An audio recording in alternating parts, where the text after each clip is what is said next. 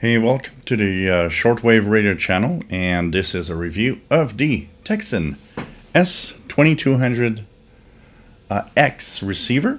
For all Tecsun radios, X usually means the export version outside of China. You might say, hey, this is something I already have. No, it isn't. I can show you what you have, which is this.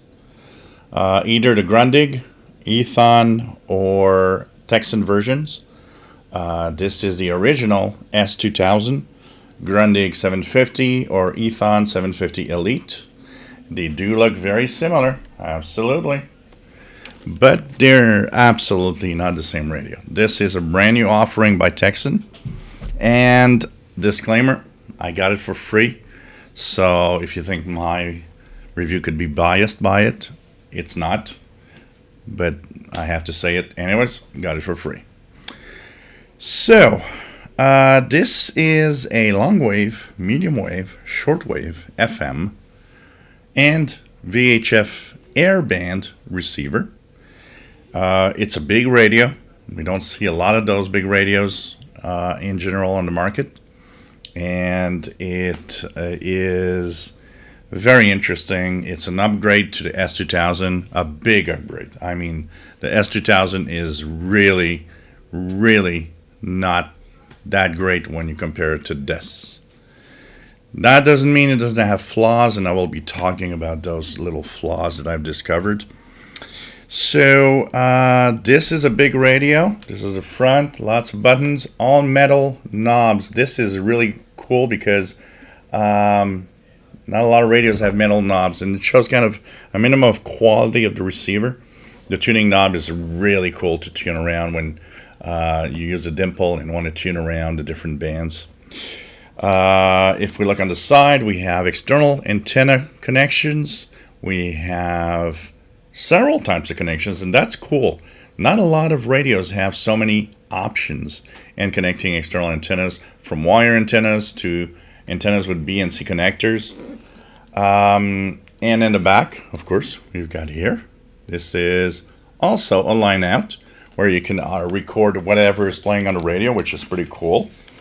In the front, of course, we got tons of options. We've got the line in if you want to listen to something on a device that has audio through the radio.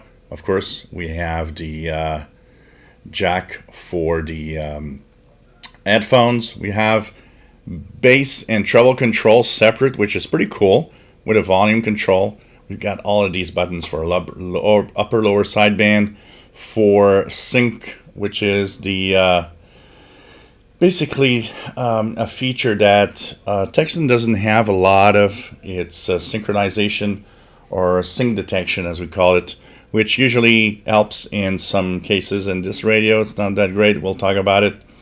And of course, we have a scan on the radio. We have the Airband on the right side. We have RF gain. We have attenuation. We have so many options. Yes, a real needle S meter right here. And the usual, Tecsun display of what it looks like. Tecsun doesn't have a lot of, doesn't go around and try to innovate that much. So they use and reuse a lot of the old time, parts of other radios, if you want. And that shows because a lot of the things you see here are kind of very standard on older and other models of radio.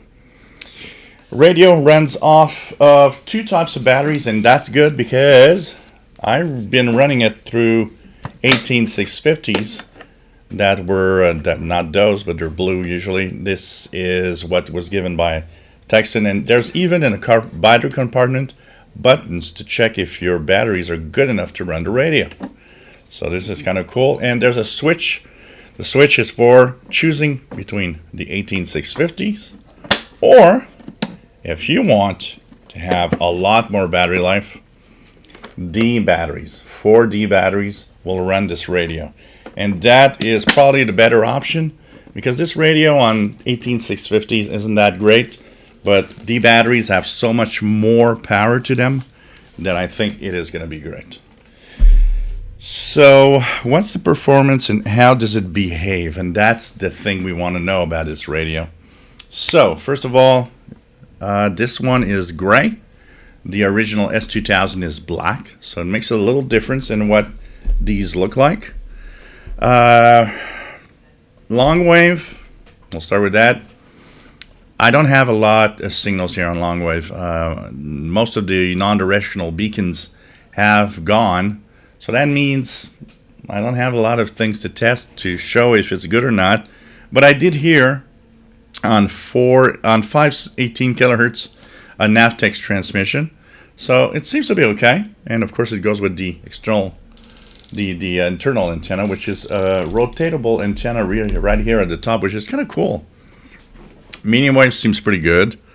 Once again, this antenna also has a antenna connector. You can plug in an external antenna to this and enjoy even more of the medium wave, long wave reception with an external antenna.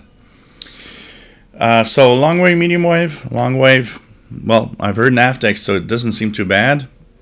Medium wave seems pretty good, and it's kind of fun to play around with.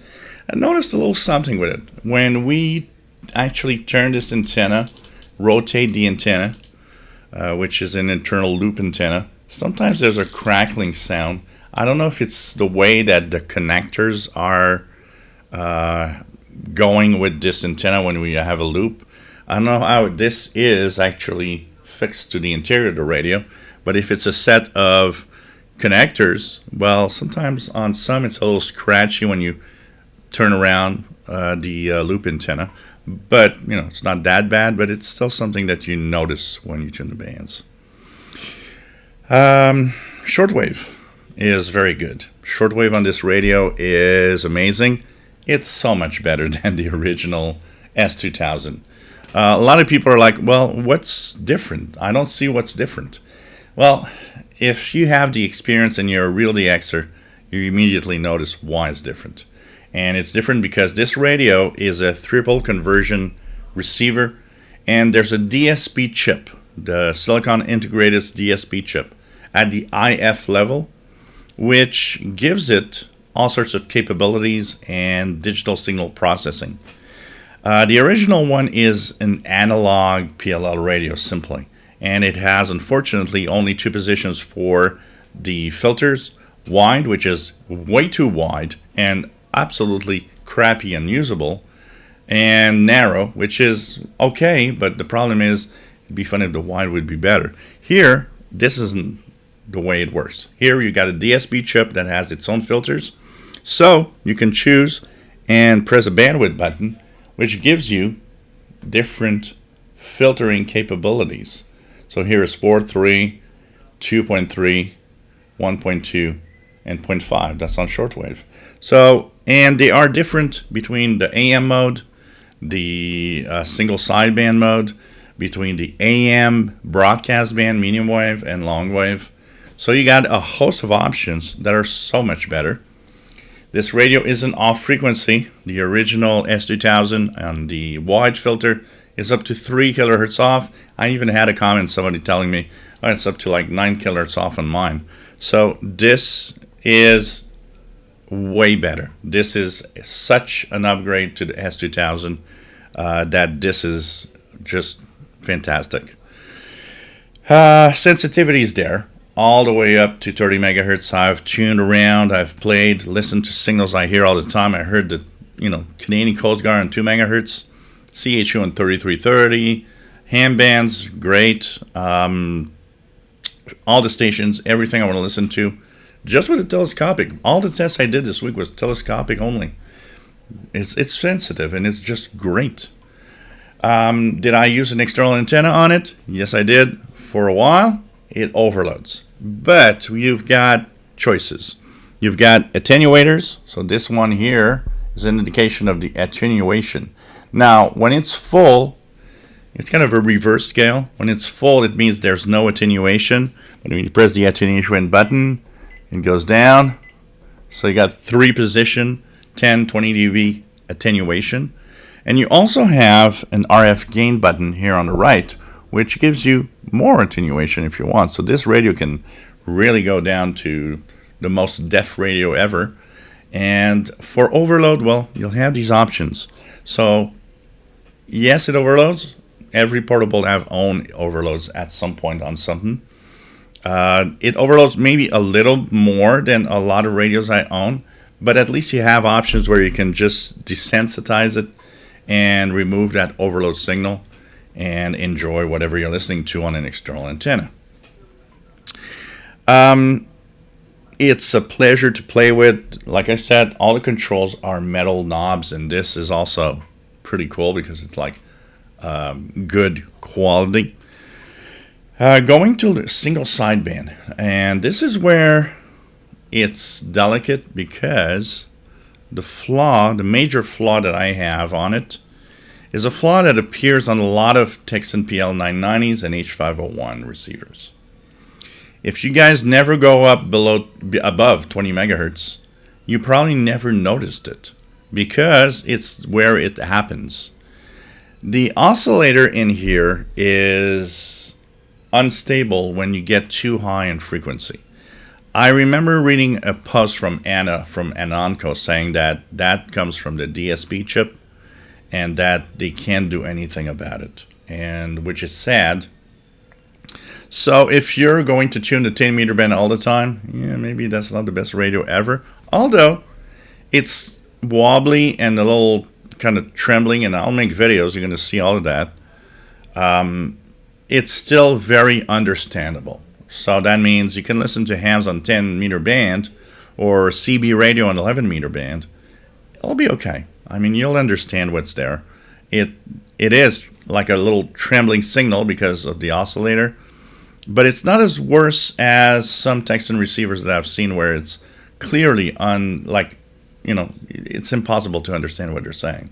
Here, no, it's understandable and it works.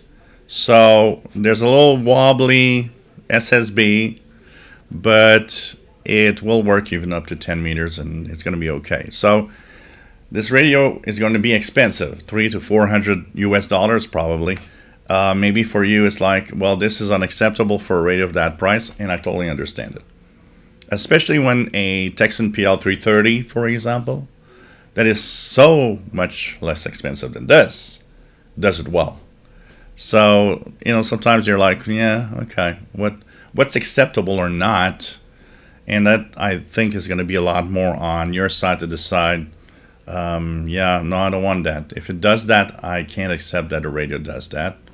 And I understand why. A radio of this price should be perfect in a lot of ways, especially today.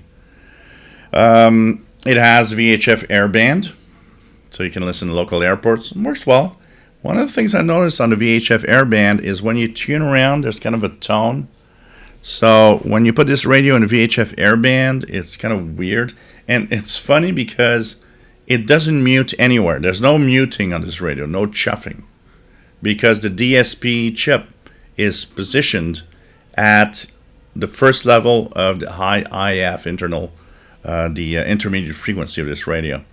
And they use the functionalities of that chip there. So in effect, this radio is a PLL tuned receiver. It says on the box too. A lot of people are saying, no, this is direct tuning or whatever. No, this is not an SDR. This is a DSP chip. It doesn't have direct entry or direct input. It is a PLL radio based on one of the stages of the three stages of the radio on a DSP chip. So it doesn't mute and it doesn't chuff, but it does chuff a little bit on the airband, which is kind of weird. It's like, why does it do it there and not anywhere else? I don't know if maybe the VHF, because that's the thing that I wonder on this radio. The internals of this thing, are they a Tecsun PL990 with airband added to it? Because that chip, the Silicon Integrators chip, has airband. So they've added an extra circuit to have the airband on it. Maybe maybe it's a PL990 disguised with Airband. It's not impossible. People are asking me, oh, should I, choose this over the PL990 or H501 that I already have? And, tuning this is very familiar. It's like tuning my H501 or PL990. Really, just in a really big box. It's a bigger radio. And that's the appeal for a lot of people. The fact that this thing is actually big. I mean, this is not a small radio. But the VHF airband is sensitive. You can scan every band. You can scan international broadcasts. You guys have seen maybe the video where one of the international broadcast can is like weird because it tunes in frequency ranges where it shouldn't. It's a little bit slow in the scan, but it works well anyways. It will give you all the stations that you want. This thing has 9,000 memory channels. You have enough to store every single channel and every single station you've ever heard in life, probably. FM band is really good. I've been listening to a lot of the stations like the WVPS station in Burlington, Vermont, 100 miles away, 107.9, with the telescopic antenna, and that already shows how FM is pretty good. Actually, it's so interesting that I'm going to probably do a side-by-side Quotacent DX286 FM scan with this and compare it because I'm curious. I'm curious of how well it goes. S meter.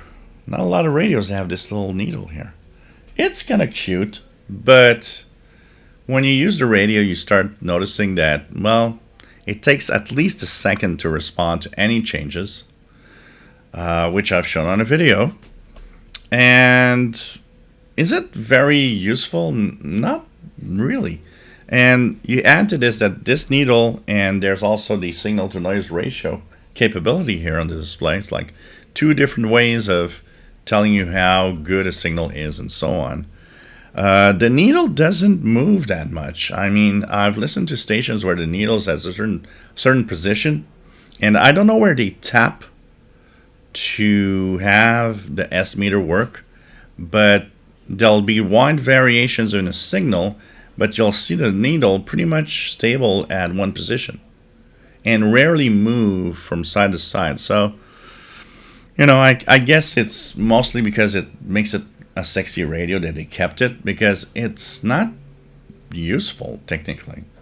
I've been using more of my ears to really notice that this receiver is sensitive and works well.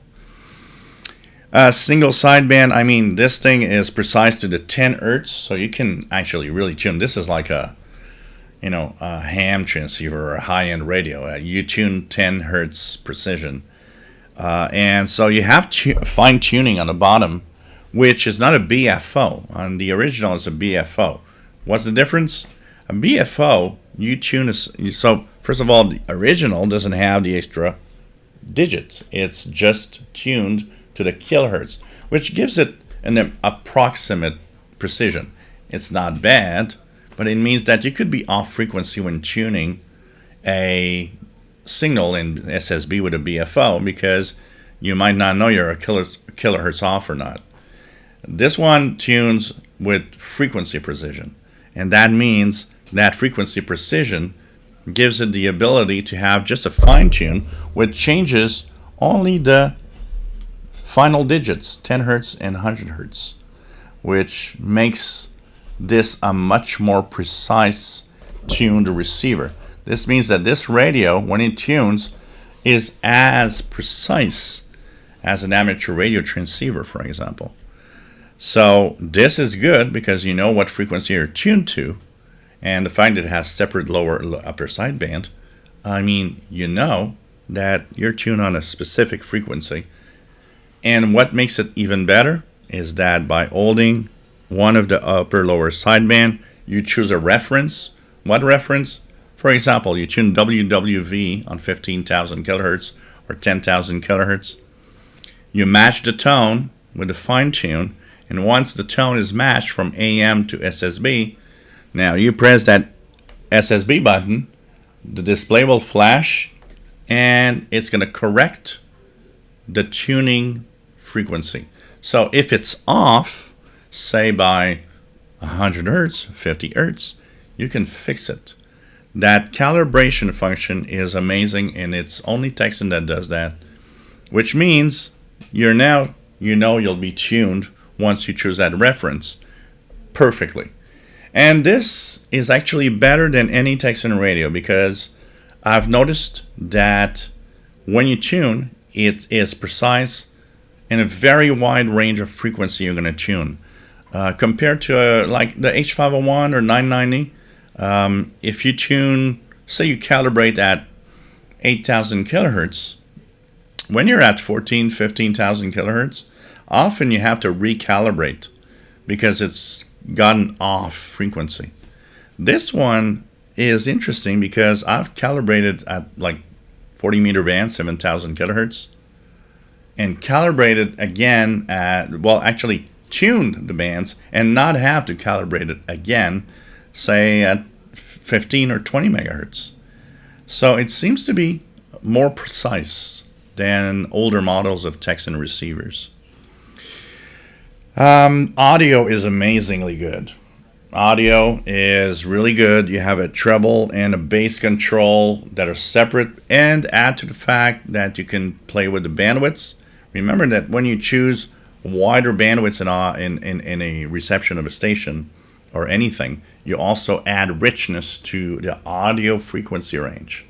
Because the narrower bandwidth, the less information, audio information you have. So some people are saying, well, it sounds muffled. No, it isn't. If you put the treble to the max and you have the widest filter, you'll see that this radio has a wide frequency response that is really good. 4-inch speaker in here that sounds good. And even though it's not stereo because there's just one speaker, it is stereo through the headphones, by the way. You will have the possibility of getting a pretty good audio and pretty good frequency response in whatever you're listening to, which is great. So what are the flaws? There must be a flaw somewhere. Yeah, there's a couple of things. So I mentioned the S meter, which is kind of not useful, really, but it's there, The biggest flaw that I've encountered is a little wobbly signal above 25 megahertz-ish. To make sure that I could see it, because propagation has not been that fantastic in the last few days testing this radio on higher frequencies. 10 meters is dead. 11 meters was not that great. Not a lot of Spartak E. Trying to find signals above 20 megahertz was kind of tough. So, I used my Yaesu, and when I would hear something or a little opening in E-skip, I'd just turn this on and try it. The problem is the little trembling in the voice and the audio of the SSB, and that is the biggest flaw I could find on this radio. I know a lot of you have seen that flaw on the PL990, H501, and are kind of, this is kind of bad. It doesn't seem as bad on this radio. I mean, any signal I've heard and tuned to above 20 megahertz, you could recognize there's a distortion and single sideband signals, but it's still audible. You still understand the message and what's happening. I did a final test this afternoon where I took my Yaesu FTDX10. I put the power down to 5 watts, and I tuned 28,800 on 10 meter band. Tuned this to 28,800, put all the attenuators to the max to make sure that it doesn't overload or anything, because it's the same house as the transceiver. And by doing tests, I could hear the wobbly, unstable oscillator in what I was doing, but it was still very clear, and I could still understand what I was listening to. At the price of this radio, maybe this is going to be the comment where it's going to be a game changer and I don't want it. Maybe. And that's up to you. if that is a game changer, because this is going to be an expensive radio. And it has a flaw, which, unfortunately, from what I understand, is something that can be fixed. Like Anna said, it's the DSP stage, the chip apparently that does that, and the way that the radio is built. A lot of people are asking me, is this a PL990 disguised? Is this a... Well, it feels like it, but it's probably not 100% the same. They made some changes, I'm pretty sure. Timers, of course, if you want to wake up with the radio or whatever. This is a nice radio, honestly. I've enjoyed playing with it. I've enjoyed tuning it. It was kind of exciting. We'll have more videos in the coming days or weeks.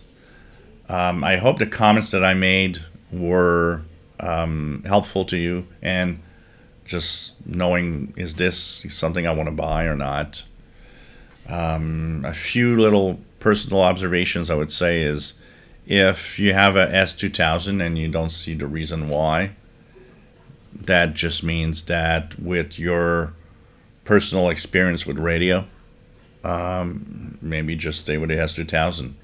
I think experts that really know where to look and what to focus on understand that this radio is vastly superior to the original.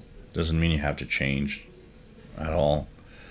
You got a PL990, H501. Do you want to have this?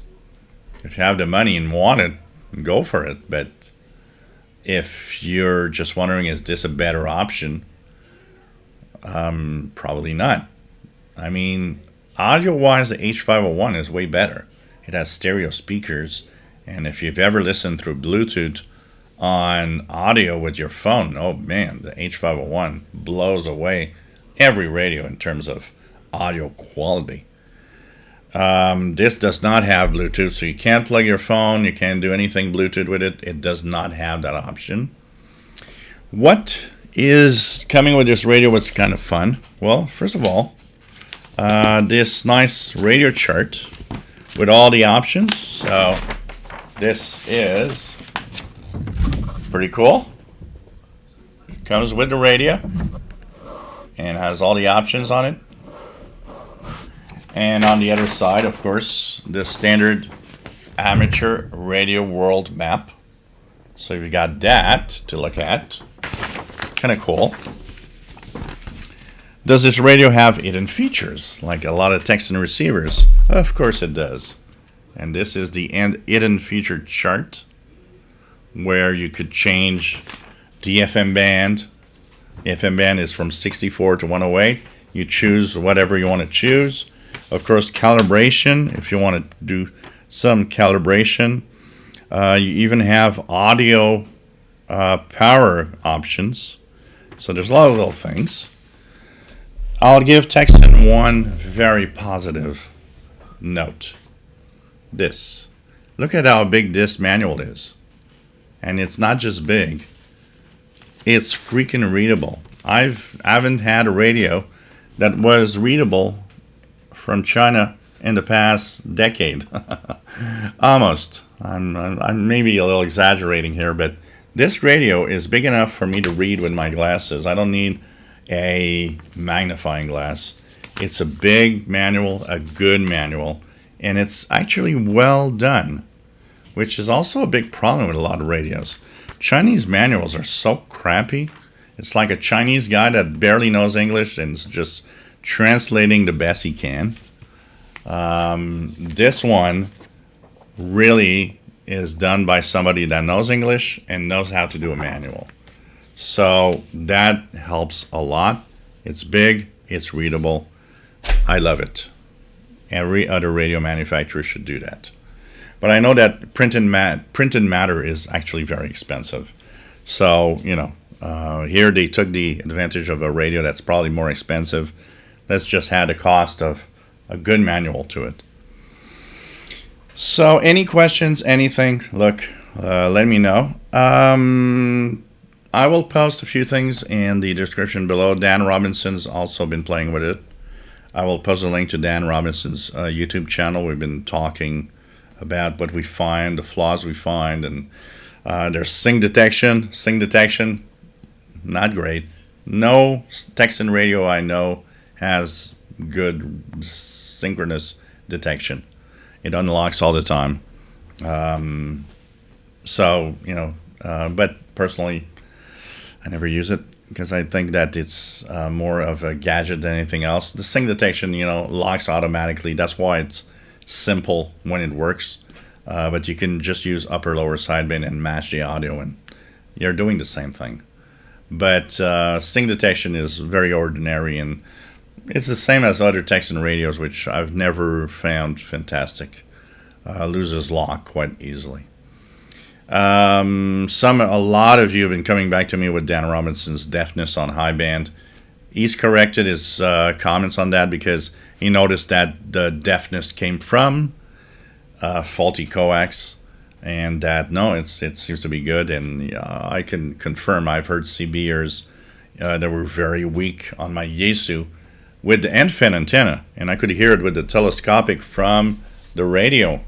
So that means that it's sensitive. It's sensitive on VHF pretty much across the scale. So Dan Robinson's link is going to be in the description below. If you have questions, let me know. And if you like what I do, PayPal. Come on, guys. Help me out. I work hard in doing these reviews. I work hard in testing radios. This is my job.